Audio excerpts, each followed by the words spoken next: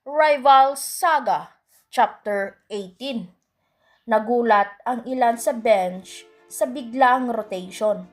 Ngunit nauunawaan nilang kailangang protektahan ang lamang at sabayan ang bagong ritmo ng Al Riyadi. Gusto ko ng matatag na depensa at disiplina sa opensa. Vince, ikaw ang anchor. Miguel, protect the paint. Anderson, huwag mong bitawan ang main scorer nila. Kyle at Ellie, ikontrol ninyo ang pace. Garrett, coach, hindi namin hahayaang makabawi agad. Walang easy baskets sa ilalim. Samantala, sina Danny, Jefferson at Sakuragi ay pansamantalang nakarelax sa bench. Ngunit hindi nawawala ang atensyon sa laro. Sa gilid, tahimik na tumango si Fujima habang pinapanood ang bagong kombinasyon ng 5. Tamang timpla. Masusubukan natin kung gaano kabigat ang second unit ng Al Riyadi. Sa kabilang dako ng court, napansin ng Al Riyadi coach ang bagong rotation. Napangiti siya, mukhang handa rin ang bagong pag-asa. Tignan natin kung kanino papabor ang diskarte ngayong quarter. Magsisimula na ang second quarter. Panibagong lineup, panibagong tension. Patuloy ang laban sa Slam Dunk College Rival Saga. Ilang sandali pa, muling tumunog ang buzzer. Hudyat na magsisimula na ang second quarter. Habang naglalakad papunta sa court ang bagong 5 manlalaro ng bagong pag-asa, dama agad sa hangin ang tensyon. Malalim ang hinga ng bawat isa. Handa sa bagong hamon. Bagong pag-asa, 23. Al Riyadi, Lebanon, 10. Ang crowd ay muling nabuhay. Ang mga mata ng mga manonood nakatuon sa bawat galaw ng mga players. Tahimik ang bench area. Ngunit kitang-kita ang dedikasyon at focus ng coaching staff sa bawat detalye. Naroon na sa loob ng court ang bagong first 5 ng bagong pag-asa. Jersey number 15, Vince Heruela. Jersey number 14, Miguel De Los Santos. Jersey number 11, Anderson Bansa. Jersey number 9, Kyle Herrera. At jersey number 6, Ellie Racos. Kaharap nila ang bagong unit ng Al Riyadi. Mas malalaki, mas pisikal, mas agresibo. Ramdam ng lahat, hindi magiging madali ang quarter na ito. Let's keep the pressure. Huwag nating hayaang makabangon agad ang mga to. Ready na ako. Walang dadaang drive sa harap ko. Promise ko yan. Solid na depensa. Huwag kayong magpapanik kung bumilis sila. Isa-isahin natin yan. Watch the passing lanes. Mukhang ball movement ang strategy nila ngayon. Ako na sa ilalim. Wala silang easy putback. Nagsimula na ang unang possession. Bola ng Al Riyadi. Mabilis ang pag-set nila ng half-court offense. Double screen sa kanan.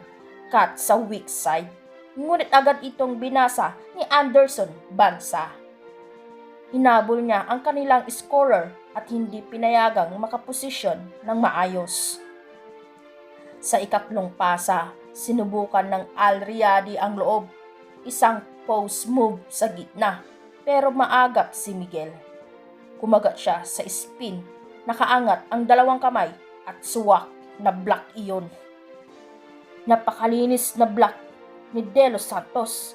Grabe ang timing. Nakuha ni Vince Heruela ang rebound. Ibinaba agad ang bola. Isang mabilis na pasa kay Kyle Herrera na nag-sprint sa kanan. Isang dribble, step at layup. At ayun, pumasok nga ang bola. Ang score ay 25-10. Excellent transition, execution. Kyle Herrera showing great composure. Tumigil sandali ang Al Riyadh. Nag-reset ng play. Sumubok silang paspasan ang tempo. Ngunit sa bawat tira nila, may sagot ang depensa ng Bagong Pag-asa. Si Anderson ay nanatiling dikit sa kanilang shooter. Si Miguel at Benz ay nagdo-dominate sa ilalim. Si Ellie ay nag-close out sa mga perimeter shots. Dalawang sunod na position ang napigilan ng Bagong Pag-asa. Sa kabilang dulo ng court, nakuha ni Eli Racos ang bola sa wing at tinira ang isang matalinong jumper. Swoosh! Pumasok ang bola. 27-10 ang score at lamang pa rin ang Team Pag-asa Pilipinas. Nice execution, just like we practice. Maganda ang pag-rotate nila. Kahit bago ang limang ito, may chemistry agad.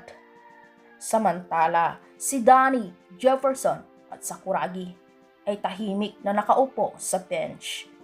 Pero hindi nila inaalis ang mata sa laro. Ramdam nila ang importansya ng bawat minuto. Solid ang pasok ng second unit. Kung sila ang magtatayo ng momentum, magiging mas madali para sa atin mamaya.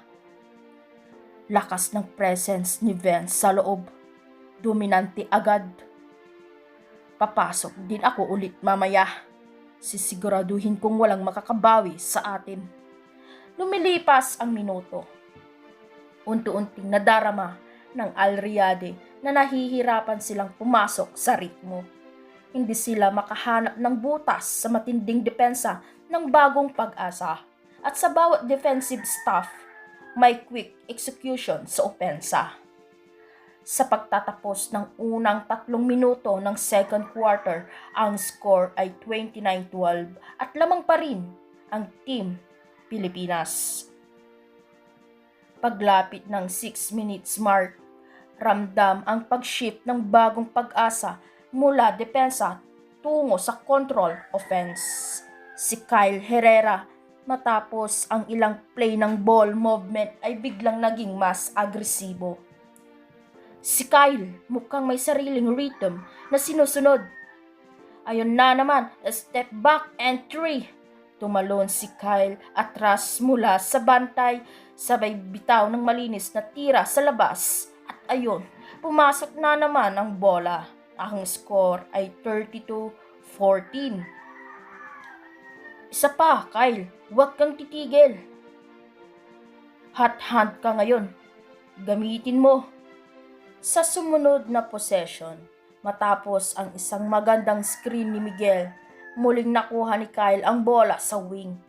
Tumingin lang saglit sa shot clock, umatras ng isang hakbang at step back 3. Swak na naman, pasok na pasok ang bola. Ang score ay 35-14. 2 straight 3 by Kyle Herrera. He is feeling it. Napatayo sa bench si Coach Ira at tumango kay Fujima. Let him go. While he is hot, give him space. Napakagandang shot selection. Control pa rin kahit quick release. Nag-time out ang Riyadh. Sa kanilang bench, halatang nadidismaya ang head coach habang galit na kinakausap ang defensive players niya. Bakit hindi nyo sinisigawan ang switch? 2 sunod na step back yan sa harap ninyo.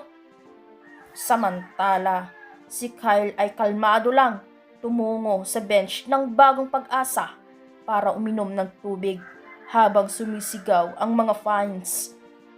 Let's go, Kyle! Kyle! Kyle! Kyle! Focus lang. Huwag palamon sa hype. At dito na nga nagtatapos ang ating kwento. Abangan na lang natin ang susunod na video na ating i-upload. Maraming salamat po!